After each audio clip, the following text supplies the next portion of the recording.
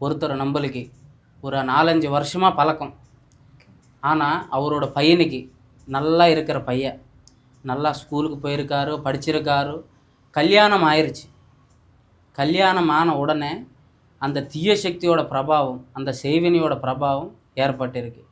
அவங்க கல்யாணமாகி 2 பேரும் ஒன்று சேர்ந்த பிறகு ஒரு மாதத்துலேயே அந்த பையனுக்கு அது வரைக்கும் நல்லா இருந்த பையன் அது ஒரு மாதம் ஆன உடனே அந்த பையனுக்கு அந்த செய்வினை பிடிச்சி ஃபிட்ஸ் மாதிரி வந்து கீழே வந்து விழுந்துட்டார்.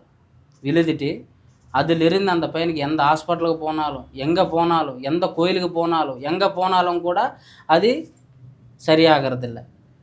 எந்த டாக்டர்கிட்ட போனாலும் கூட ஒன்றுமே இல்லை, எல்லாமே நார்மல், மெடிசின் எதுவும் தேவையில்லைன்னு சொல்லுவாங்க. அப்படி இருக்கிறவங்க நம்மக்கிட்ட கூட்டிகிட்டு வந்திருக்காரு. நம்மக்கிட்ட கூட்டிகிட்டு வந்த பிறகு அந்த பையனுக்கு பூஜையில் வச்சு, ஓமகுண்டம் வச்சு, அஷ்ட திக்பந்தனம் ஏற்றி பூஜையில் உட்கார வச்ச பிறகு அந்த பையனு மேலே எந்திரிச்சிருச்சு பெரிய சக்தி. அதில் 2 இருக்குது. அந்த பையனு பேர் அந்த பையனு மேலே 2 சக்தி இருக்கு. 2 ஒன்று திருநங்கை சக்தி, இன்னொன்று வந்துட்டு ஆம்பளை. 2மே அந்த பையனு மேலே பிடிச்சி அந்த பையனுக்கு வந்துட்டு நைட்டு தூக்கமும் இருக்காது,